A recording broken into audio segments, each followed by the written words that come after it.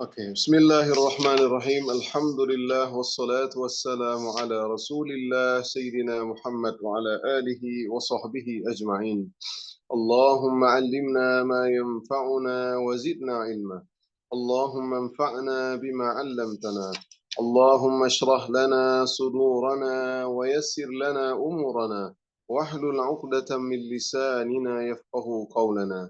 اللهم تقبل منا جميع أعمالنا صالحا ولوجهك خالصا.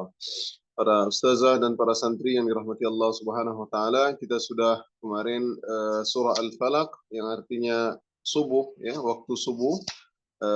Dan banyak yang telah kita ceritakan bagaimana dari asbabun nuzul surah Al-Falaq tersebut, diantaranya adalah ayat tersebut turun dikarenakan Nabi Shallallahu Alaihi Wasallam disihir ya, ataupun terkena sihir daripada seorang penyihir ataupun dukun ya, ataupun seorang Yahudi yang bernama Lubid bin Al-Asam di Madinah.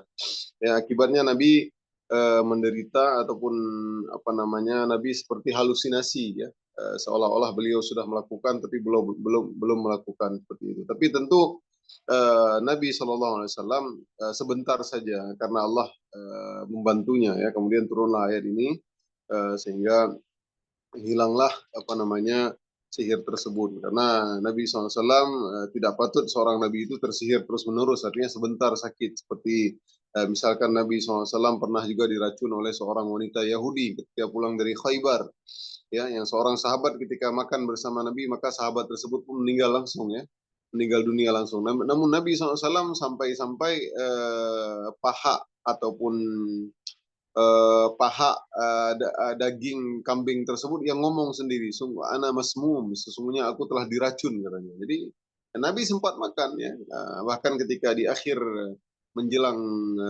ajal Nabi SAW, Nabi mengatakan aku masih merasakan racun yang dari Khaybar tersebut. Artinya racun tersebut pengaruh ke beliau, cuman Allah menjaga dan memproteksi Nabi SAW.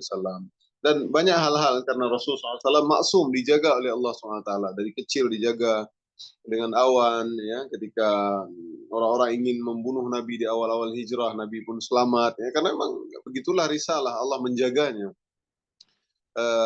Begitu juga ketika di awal-awal dakwah ya, awal dakwah, ketika Nabi berdakwah di suatu tempat, orang-orang Yahudi, orang-orang musyrik ya, bersepakat ingin melempar batu kepada Nabi SAW, batu besar. Lalu Nabi diwahyukan, Nabi tahu, Nabi pulang sendiri, kemudian Nabi mengirimkan tentara seperti itu. Jadi Allah beritakan semua kepada Nabi SAW.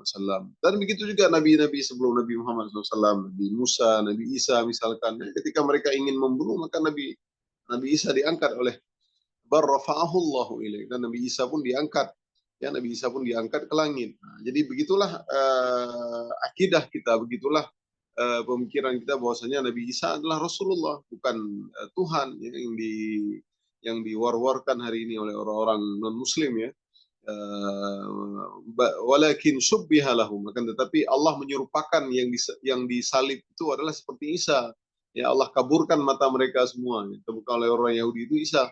Padahal Nabi Isa alaihissalam telah diangkat, Nabi SAW diangkat oleh Allah SWT ke langit, dan insya Allah akan turun kembali nanti di akhir zaman bersama malaikat Jibril, dan dia akan bersama Imam Mahdi di akhir zaman. Dan nanti satu-satunya umat Nabi Muhammad SAW yang berhasil, yang bisa mengimami para nabi, yaitu Nabi Isa. Nabi Isa disuruh jadi imam, tidak mau, karena beliau mengatakan aku akan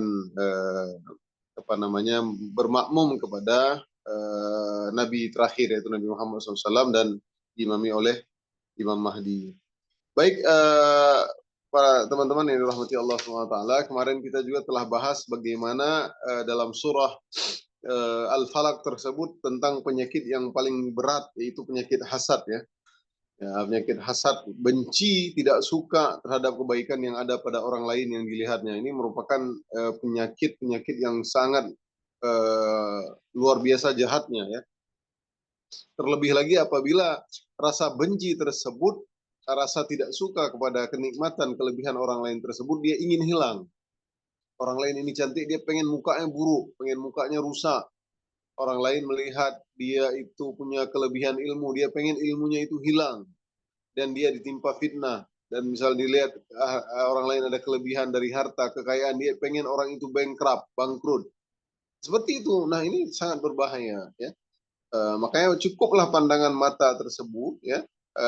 Itu apa namanya, membuat orang itu sakit. Sebagaimana Ustaz ceritakan kemarin, ya, pernah sahabat yang mengatakan tersebut, padahal mungkin dia tidak maksud, ya, tapi gara-gara dia mengatakan badanmu lebih bagus daripada wanita yang dipingit, artinya yang memang wanita yang cantik, sakitlah sahabat laki-laki tersebut, ya. Apakah kamu, nah, maka penyakit ain tersebut diantaranya adalah berwudu, maka kita mandi dengan wudunya orang yang ain tersebut, teman-teman. Jadi eh, orang-orang yang mengatakan itu, misalkan ada orang lupa dia mengatakan masya Allah atau apa, kita suruh wudu, air wudunya kita mandi dengan seperti itu, ya. Jijik enggak? Enggak, ya. Tapi begitulah, ya, begitulah apa namanya, ain. Makanya dalam sebuah hadis, seandainya ada sesuatu yang bisa mendahului takdir, maka ain lah dia. Tapi ternyata ya ain itu bagian dari takdir Allah Subhanahu wa taala. Oleh karenanya seorang hendaknya berlindung. Allahumma inna na'udzubika minal hasad, ya. Kita berlindung, Allahumma inna na'udzubika minal hammi wal hazan wa na'udzubika minal ajzi wal kasal wa na'udzubika minal jubni wal bukhl wa na'udzubika min ghalabati daini wa qahrir rijal. Boleh juga kita berdoa dengan Allahumma inna na'udzubika minal hasad, ya. Seperti itu, karena berat sekali, teman-teman. Oleh karenanya kita bismillahilladzi la yadurru, kita baca zikir pagi dan petang, ya. Bismillahilladzi la yadurru ma'asmihi syai'un fil ardi wala fis sama' wa huwas sami'un alim. Dengan nama Allah yang bismillahilladzi la yadurru ma'asmihi, yang tidak bisa memudaratkan fil ardi wala fis sama', ya, kecuali Allah takdirkan mudarat, ya. Ma asabakum, ya, ma asabakum min musibat, ya, apa, ada dalilnya, tidaklah menimpamu kecuali illa ma kataballahu, ya, kecuali Allah tentukan, ya. Apapun yang terjadi hari ini, kalau semua orang di dunia ini, ya, eh, kulluhum, ya, bersepakat untuk memberikan kamu mudarat, Allah tidak memudaratkan, maka tidak mudarat, ya. Semua orang bersepakat memberikan kamu manfaat, memberikan kamu jabatan misalkan ataupun apapun, tapi Allah tidak memberikannya, maka Allah tidak berikan, tentu.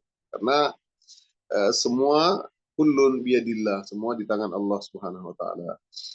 Oleh karenanya kita pada hari ini insyaallah ayat yang terakhir, ya. Bagaimana Ustaz cerita kemarin juga, ya, tentang hasad tersebut, yaitu pembunuhan ataupun kejahatan pertama yang berlaku di langit adalah eh, hasad, disebabkan hasad karena iblis hasad kepada Adam, dan kejahatan pertama yang terjadi di muka bumi juga karena hasad, karena hasadnya Qabil terhadap adiknya Habil, ya. Maka hasad sangat berbahaya, ya. Oleh karena itu seorang hendaknya berlindung. Semua kita punya hasad mungkin sedikit, ya. Nah, tapi kalau hasad itu berlebihan sehingga membuat kita ingin kebaikan dari orang itu, maka jauhilah, itu berbahaya, ya. Ya, wajar seseorang ketika dia punya kelebihan, ternyata ada orang yang lebih daripada dia mungkin tidak terlalu suka seperti itu. Itulah hakikat manusia. Tapi orang biasa-biasa dia sanggup menahan hasadnya tersebut. Nah, sehingga dia yakin dengan ayat Allah, wa fawqa kulli dzi ilmin alim, setiap yang atas itu ada yang di atas, ya. Jadi begitu. Bismillahirrahmanirrahim. Hari ini kita akan masuk kepada surah An-Nas, yaitu surah yang terakhir hari ini. Insyaallah nanti di Selasa dan Rabu depan kita akan belajar tentang tauhid dan belajar tentang sirah Nabi Shallallahu Alaihi Wasallam, ya. Kita bagi dua, di hari Selasanya tauhid dan Rabunya mungkin nanti sirah Nabawiyah, ya. Oke, kita masuk ke surah An-Nas.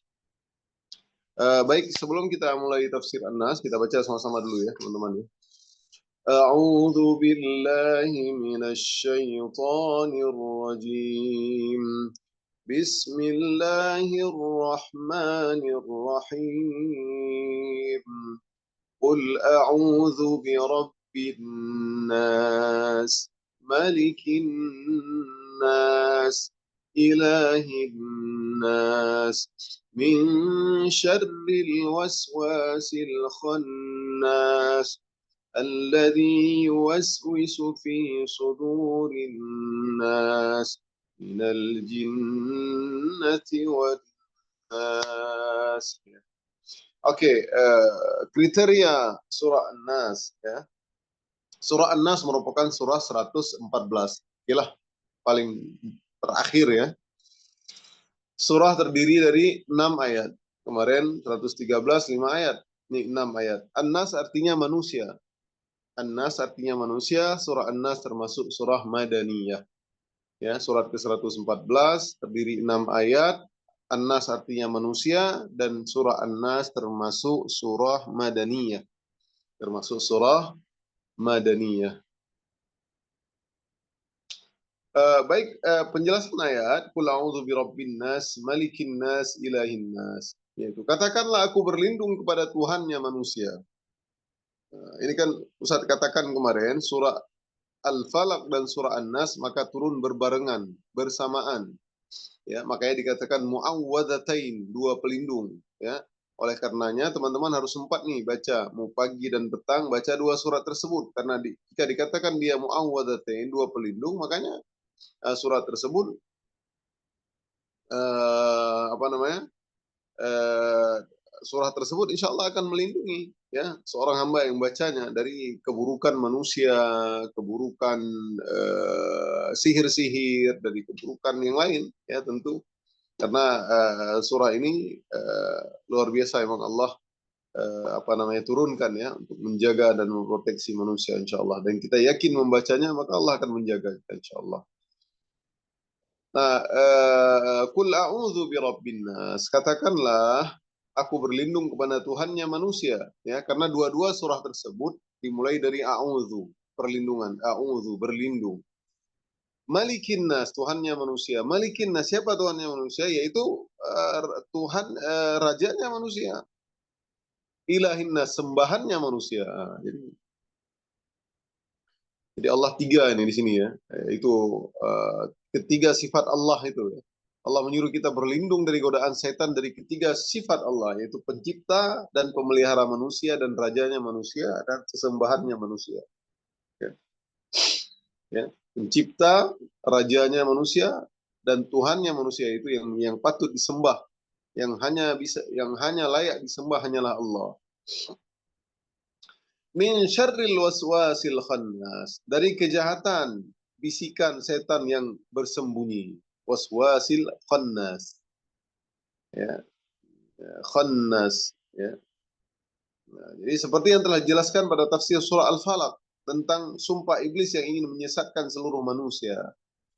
Ya, jadi memang iblis itu gara-gara hasad dia mau masuk neraka dan mau untuk berusaha sekuat tenaganya bersama bala tentaranya untuk menyesatkan manusia agar mereka bisa bersama-sama dengan iblis di dalam neraka nanti.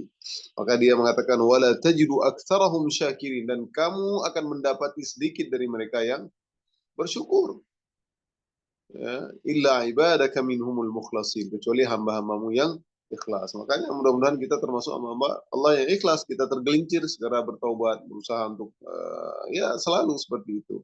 Ya, namanya manusia pasti melakukan kesalahan. Ya, kullu bani Adam khata wa khairu khata'ina tawwabun. Setiap anak Adam itu pasti melakukan dosa dan kesalahan dan sebaik-baik yang melakukan dosa dan kesalahan adalah mereka yang bertaubat. Nah, al-khannas secara bahasa artinya ar-raja, ar-raja yang selalu kembali. Ar-raja. Apa maksudnya ar-raja yang selalu kembali? Al-khannas yaitu artinya ar-raja yang selalu kembali. Yaitu setan bersembunyi dan menjauh dari manusia ketika ia mengingat Allah. Namun setan akan kembali lagi untuk menggoda manusia tak kala ia sedang lalai. Nah, jadi kalau kita lagi ngaji, ya akan jauh pasti ya. Lagi berzikir akan jauh. Tapi kalau lagi lalai maka digoda terus, digoda lagi ngaji sempat dia kan, walaupun dia takut menjauh, dia takut dengan kita bacakan ayat-ayat Al-Quran dan lain-lain. Jika kita lalai masuk lagi dia. Jadi ar-raja dia akan kembali dan dia tidak akan pernah berhenti-henti untuk menggoda sampai kita tergelincir. Bahkan di sisa akhir hayat kita ketika mau sakaratul maut, di situ pun kesempatan dia untuk menggoda supaya kita bisa terjerumus dalam kesyirikan, bahkan kita mati dengan su'ul khatimah, na'udzubillah. Jadi berbahaya sekali teman-teman. Jadi seperti itu ya. Jadi melancarkan serangannya, ya, menggoda, dan dia tahu dari arah mana kita tergoda. Nah, oleh karenanya Abu Darda pernah mengatakan, min fiqhil abdi, ya, dari kefakihan seorang hamba, ayya'lam, hendaknya dia mengetahui kapan nazaghati syayatin, kapan itu godaan setan menimpanya, kapan dia tahu lemahnya iman tersebut, yang kus au azdad, ya, au yazdad, kapan dia lagi naik temperatur imannya, kapan lagi turun temperatur imannya. Makanya dia tahu kelemahan dia di mana. Ada seorang digoda dengan mungkin wanita, digoda dengan harta, tapi kalau digoda dengan jabatan dia tidak sanggup. Ada seorang digoda dengan yang lain tidak sanggup. Ibu-ibu misalkan digoda dengan yang lain, dia mampu menahan, tapi digoda dengan belanja tidak sanggup. Ya, lemahnya iman, ya, bukan berarti tidak boleh belanja, tapi dalam kadar wajar, ya, seperti itu. Artinya godaan kita tahu sendiri. Orang yang mungkin ya seperti itu, banyak godaan, ya. Dia mungkin nonton lama-lama, mungkin dia tergoda misalkan, atau apa dia akan tahu seperti itu. Maka dialah yang lebih tahu untuk kadar imannya. Nah, itu dia ar-rajja, itu setan yang selalu menggoda manusia. Ibnul Qayyim berkata, perhatikanlah hikmah Al-Quran Karim dan keagungannya, ya. Kata Ibnul Qayyim, lihatlah bagaimana Al-Quran menyebutkan kata meminta perlindungan dari setan yang disifati dengan waswasil khannas, yaitu setan yang sering bersembunyi dan membisiki dada manusia. Karena dibisik. Tiap kita mau ngaji, rasa malas, akhirnya kita nggak mau ngaji, ya kan? Tiap mau baca Quran, tiap mau sholat dan lain-lain, dibisikkan selalu, alah sebentar aja, kita kan mau pergi, alah. Ya, jadi godaan menimpa dari arah mana saja. Nah, Al-Quran tidak menyatakan kita meminta perlindungan dan waspada terhadap bisikan setan, tetapi agar memohon perlindungan yang mencakup seluruh kejahatan dan keburukan setan. Nah, jadi nggak hanya bisikan saja, ya, tapi semua kejahatan setan tersebut. Ya, semua kejahatan setan tersebut. Jadi seperti itu.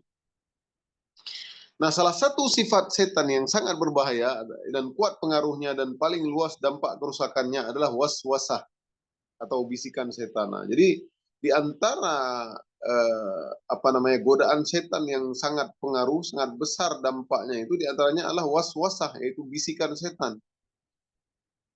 Nah, bisikan itulah awal dari kehendak, ya. Bisikan itulah awal dari keinginan.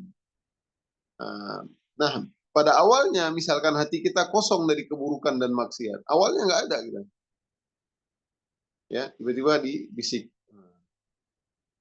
Hati kita kosong dari awalnya, kosong dari keburukan dan maksiat, lalu setan pun membisikkan hati dan terbetiklah maksiat dalam benaknya. Jadi ini melakukan maksiat, ini ada uang. Awalnya nggak teringat dia ini ada uang, kok jatuh di situ ada 150.000 misalnya, ada uang orang, kita nggak tahu, misalnya. Ambil aja lah, nggak ada yang lihat. Bisikan, ya, sehingga terbetiklah maksiat dalam benaknya. Setan pun menggambarkan maksiat pada hati tersebut, membangkitkan angan-angan kosong, ya. Nah, dia bangkitkan angan-angan kosong, lalu menjadikan hati memiliki syahwat, keinginan ya, kalau ada kayak tadi, kalau saya ambil nggak ada yang lihat, saya pakai uang itu, saya bisa beli apa gitu, lagi uangnya banyak misalkan. Nah, akhirnya setan pun menjatuhkan hati manusia dalam khayalan-khayalan yang menarik jiwa manusia. Ya, menarik jiwa manusia. Jadi dikhayalin, ya, kalau dia melakukan ini kejahatan tentunya, ya, maksiat, maka timbullah iradah dan keinginan untuk bermaksiat. Itu dia. Waswasa ini paling bahaya, teman-teman. Nah, setan terus mendatangkan khayalan dan memberikan angan-angan serta menjadikan hati seorang bernafsu sehingga membuatnya lupa terhadap bahaya maksiat tersebut. Jadi diangan-angan, diterus-terusin, dibisik-bisik, ditahan, jangan sampai dia mengingat Allah nih, dipaksa-paksa, digoda terus, dibisik-bisik terus sampai dia melakukannya. Ya, semua orang, siapapun dia, ya, setelah dia melakukan dosa itu pasti dia merasa penyesalan sebenarnya, teman-teman. Apapun yang dia lakukan, ya, penyesalan. Cuman ketika dia belum melakukan tersebut, maka dia merasa inilah keenakan, inilah apa namanya, ketenangan, inilah kebahagiaan. Dia pikir seperti itu. Ya, dengan bermaksiat dia bisa merasakan kesenangan seperti itu kan. Padahal inilah penyesalan sebenarnya. Nah, setan pun melipat menutupi akibat buruk maksiat tersebut. Lalu setan menghalangi seorang dari memandang akibat buruknya, sehingga seorang hanya merasakan kenikmatan bermaksiat tanpa mengetahui akibat perbuatannya. Nah, itu dia. Maka meningkatlah iradah, keinginannya bermaksiat menjadi azimah, tekad yang kuat. Nah, jadi ketika dibisik-bisikan sehingga dia pun masuk dalam hatinya, terpatri dalam hatinya, dia menganggap ini adalah khayalan, ini sangat nikmat. Seorang ingin berzina misalkan, seorang berdua-duaan, seorang ingin mengambil harta orang, korupsi dan lain-lain, dia merasa itu nikmat. Seorang ingin membunuh orang, seorang ingin apapun ya, kejahatan apapun ya. Nah, maka dia merasa nikmat nih, sehingga dia bertekad, akhirnya dia sudah menjadi tekad azimah, tekad yang kuat untuk melakukannya. Nah, ini sudah bahaya. Lalu hati pun semakin semangat untuk bermaksiat. Kemudian setan mengirim pasukannya, orang-orang yang buruk, untuk membantu mencari maksiat tersebut. Jadi sehingga ada teman-temannya lagi. Ya, setan pun mencari teman-temannya untuk si laki-laki ini, si wanita ini, untuk bisa melakukan, untuk tercapai itu hasrat keinginannya. Bahkan setan mengirimkan tambahan pasukan. Jika pasukan tersebut bermalas-malasan, setan akan memotivasi atau menggelisahkan mereka. Ya. Ayatnya apa? Ada ayat dalam surah Maryam ayat 83, Allah berfirman, Alam tara anna arsalna syayatina 'alal kafirina ta'uzzuhum azza. Alam tara anna arsalna syayatina 'alal kafirina ta'uzzuhum azza. Tidakkah kamu lihat bahwasanya kami telah mengirim setan-setan itu kepada orang-orang kafir untuk menghasut mereka berbuat maksiat dengan sungguh-sungguh. Jadi orang-orang kafir ini, ya mereka kita bilang kawannya setan-setan juga teman-teman ya. Karena dia ikut menyesatkan orang-orang Islam juga, ikut membantu bagaimana orang Islam ini hancur, bagaimana orang Islam ini runtuh dengan membuat tempat-tempat. Ya, hari ini viral misalkan di Jakarta hari ini di PIK, ya, Pantai Indah Kapuk itu, ya, bagaimana ada tempat-tempat kasino, tempat prostitusi, udah walaupun seolah-olah dibuat untuk orang-orang Chinese saja, ya. Klub malam yang luar biasa telah dibolehkan, seolah-olah nggak perlu lagi ke Cina, kita bisa ke situ semua, pemain judi bisa di situ semua, ya. Padahal itu juga membuat orang-orang Islam juga itu tertarik, dia ingin, dia coba, pengen lihat, ya, apalagi yang punya uang. Nah, itulah teman-temannya si setan tadi.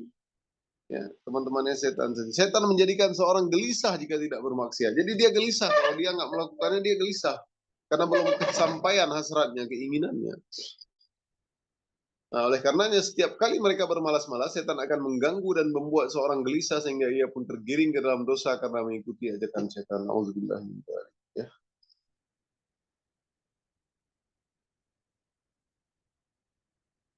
Alhamdulillah. Ayat kelima, alladzi yuwaswisu fi sudurin nas.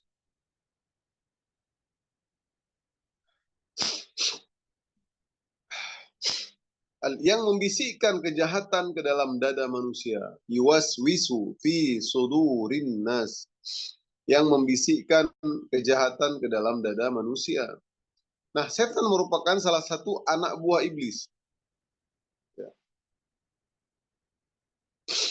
Setan anak buah iblis. Ada banyak jenis godaan setan. Ya, misalnya dengan membisikkan keburukan di hati manusia. Ya. Membisikkan keburukan dalam hati manusia. Misalnya, setan menggambarkan keburukan menjadi hal yang indah, menjanjikan keburukan sebagai kebaikan, menyemangati manusia untuk melakukannya, dan menakut-nakuti orang yang hendak melakukan kebaikan. Nah, itulah setan. Menyemangati untuk melakukan keburukan. Ya, kalau keburukan kita nggak takut sama setan. Kalau apa kita lakukan yang keburukan maksiat, kita nggak takut sama setan. Tapi kalau kita mau sholat malam aja bangun ditakut-takutin biar kita ada hantu takut atau apa. Ya, mau ke masjid mungkin takut di jalan, aduh takut apa, ditakut-takutinnya kita. sholat, baca Quran, takut-takutinnya. Ya, setan juga menjadikan manusia tidak bersemangat dan menunda-nunda kebaikan. Nah, itu adalah taswif. Ya, nah, ini bahaya nih. Di antara penyakit futur ya, malasnya orang beribadah tertimpanya dengan penyakit taswif. Ala besok lah baca Quran, ala besok lah, besok lah, besok, besok. Akhirnya besok, besok tak sampai dia nggak baca.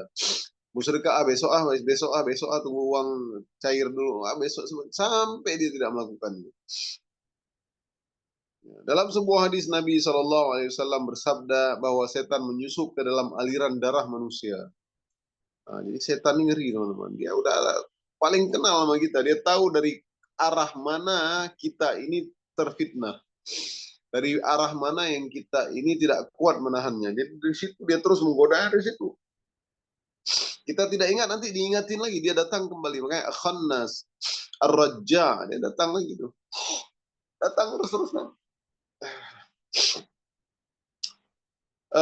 dari Sofia binti Huyain qalat kana Rasulullah SAW mu'takifan wa ataituhu fa azuruhu laylan fa haddathuhu thumma qumtu fanqalabtu faqama ma'i liyaqlibani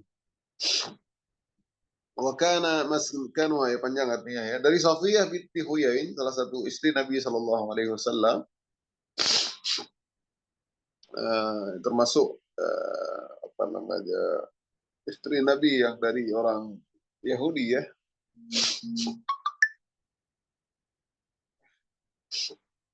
Ia berkata, pernah Rasulullah SAW sedang beriktikaf, lalu aku mendatangi beliau. Aku mengunjunginya pada malam hari. Aku pun bercakap-cakap dengannya. Kemudian aku ingin pulang dan beliau berdiri karena mengantarkanku. Ya. Faqama ma'i liyaqlibani, yang mengantarkanku. Wa kana maskanuha fi dari Usama ibn Zaid. Saat itu kami melewati rumah Safiyah di tempat Usama bin Zaid.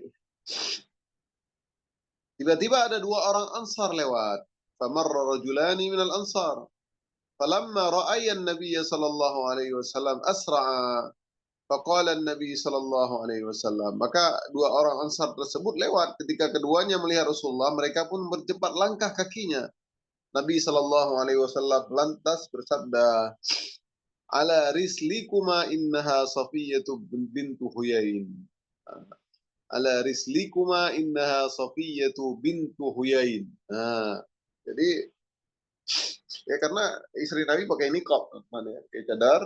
Lihat Nabi SAW, orang Ansar ini cepat-cepat jalan, takut dipikir mungkin wanita lain dibawa oleh Nabi. Ya itulah fitnah setan tuh. Dikirain Nabi selingkuh, ya. Mengatakan pelan-pelan lah, sesungguhnya wanita itu adalah Safiyah bintu Huyain. Keduanya berkata, Subhanallah wahai Rasulullah. Faqala Subhanallah ya Rasulullah. Maka Nabi pun kemudian bersabda. Nah, ini kuncinya teman-teman. Nabi bersabda, "Inna syaitana yajri minal insani majrad dam."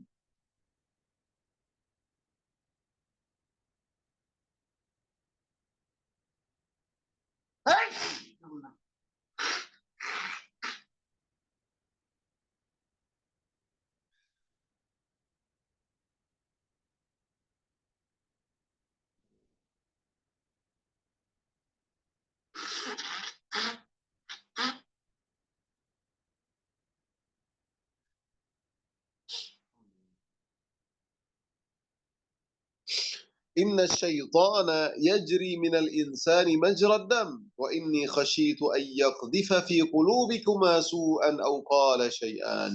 Maka Nabi pun berkata, sesungguhnya setan menyusup dalam diri manusia melalui aliran darah. Aku khawatir sekiranya setan itu menyusupkan kejelekan dalam hati kalian berdua. Jadi seperti itu. Ya, lihat Nabi ngantarin malam-malam si Sofiyah binti Huyai. Ya, kemudian Ansar itu melihat Nabi, mereka pun cepat-cepat, nggak enak gitu, dipikirnya siapa. Maka kata Nabi Shallallahu Alaihi Wasallam,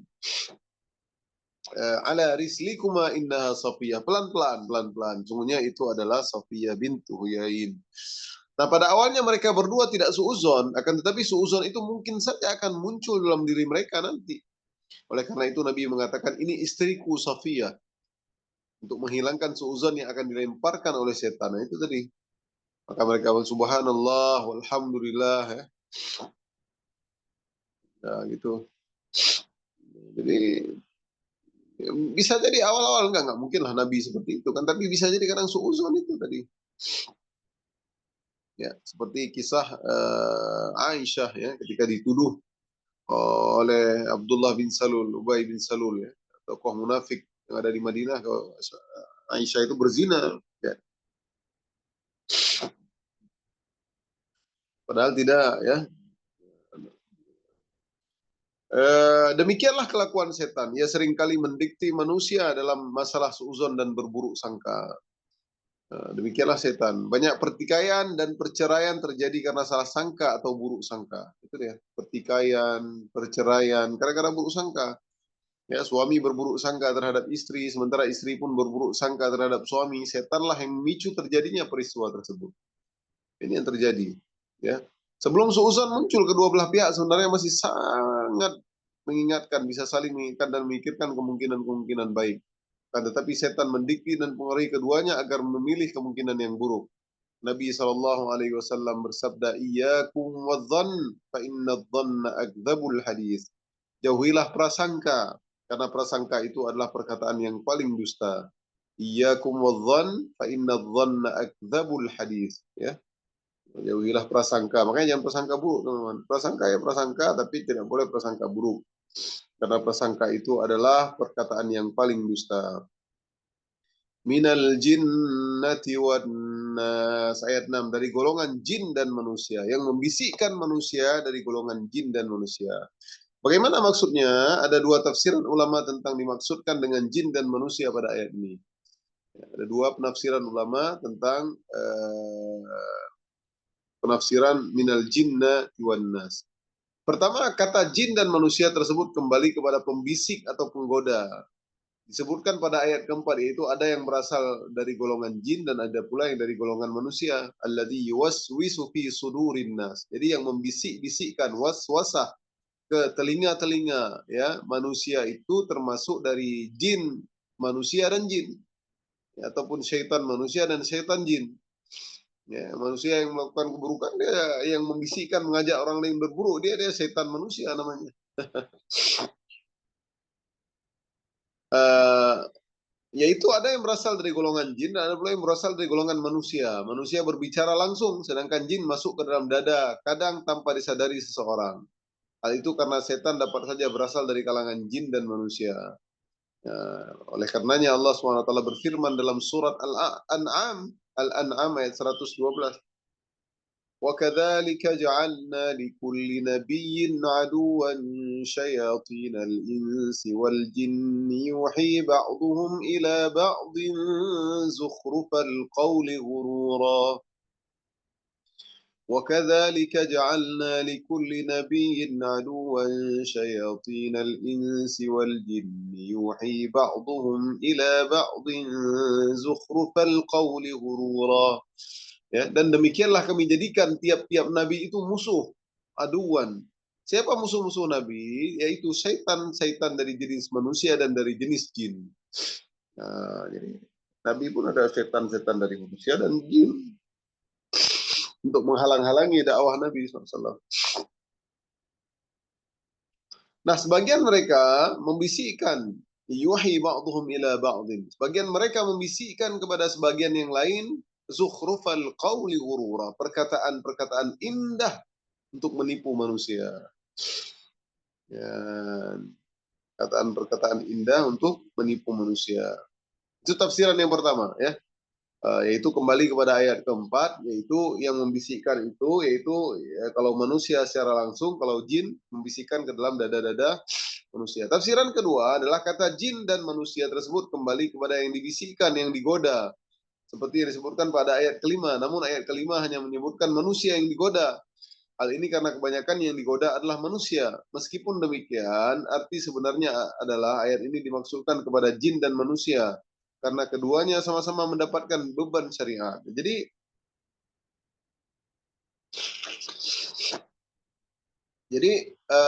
beban syariat itu, teman-teman, tidak hanya manusia saja. Jadi Walaqad dzara'na li jahannama katsiran minal jinni wal ins. Dan telah kami penuhi neraka jahanam itu daripada manusia dan jin. Jadi jin pun walaupun mereka tidak bisa kita lihat, mereka itu dibebankan oleh syariat. Mereka dapat surga dan neraka juga nanti. Ya. Apakah sama surga kita dengan mereka? Wallahu alam, itu kita nggak tahu. Mereka dibebankan syariat yaitu jin dan manusia. Sedangkan binatang-binatang, tumbuh-tumbuhan yang bersama kita hari ini, planet-planet, semesta-semesta, matahari dan lain-lain tidak. Bahkan matahari pun dimasukkan ke neraka jahanam. Matahari biar lebih panas. Allah bisa saja mampu. Hewan-hewan, walaupun kita baca di hadis-hadis hewan yang patah tanduknya saja disidang oleh Allah SWT. Lalu kemudian Allah menjadikan mereka seperti batu-batu berterbangan. Artinya mereka nggak perlu surga dan neraka. Mereka tidak ada akal dan lain-lain. Justru kita yang telah memilih diri kita untuk menjadi manusia. Ya.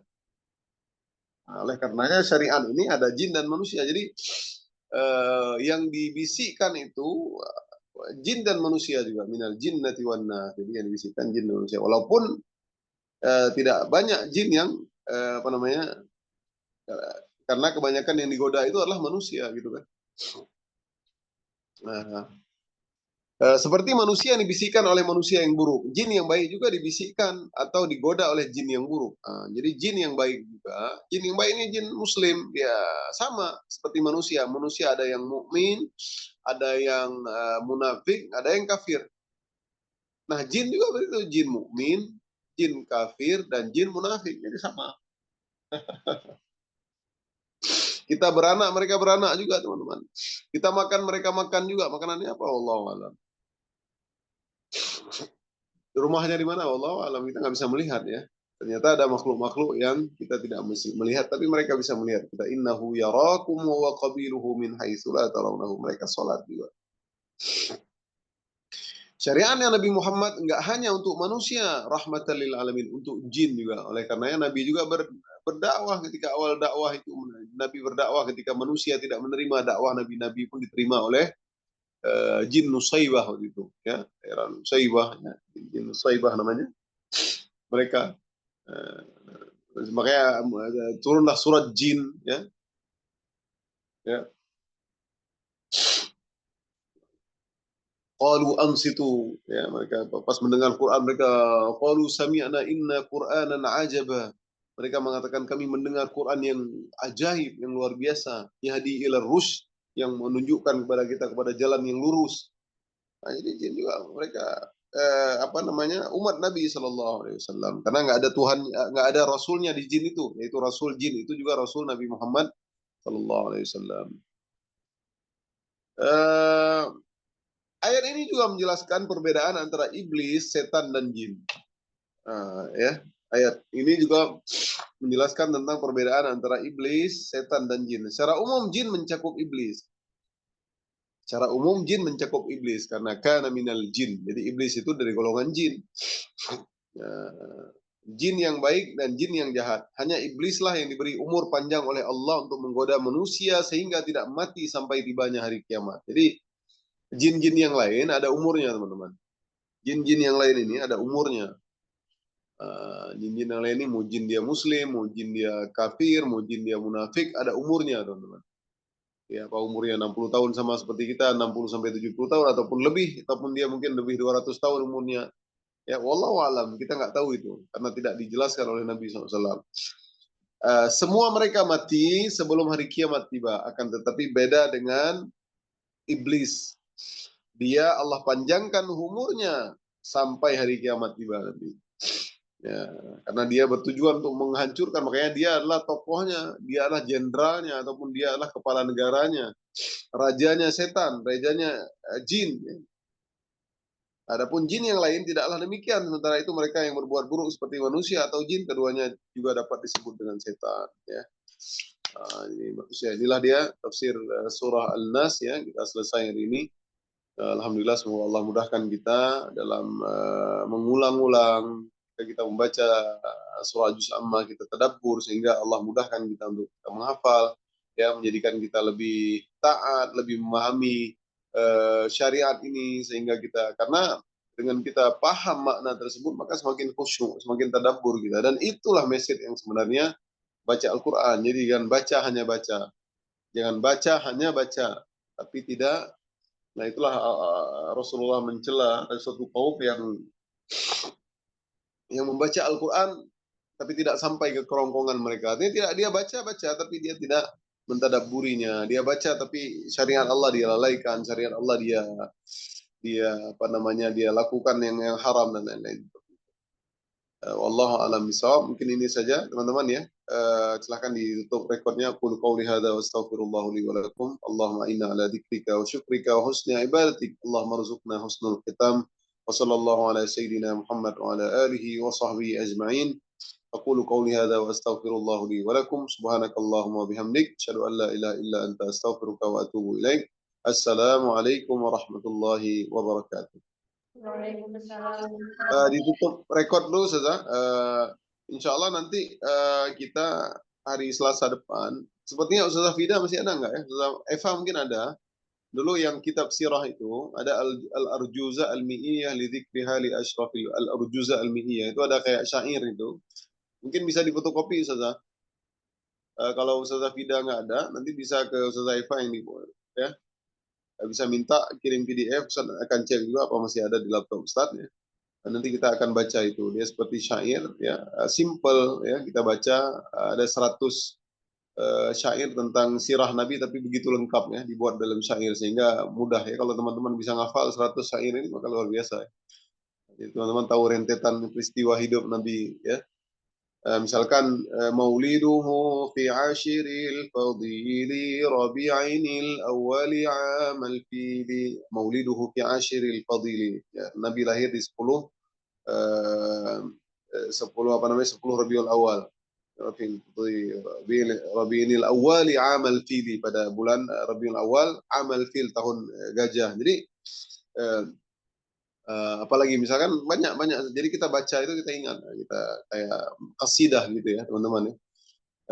Tadi mauliduhu fi ashiril fadili rabi'inil awwali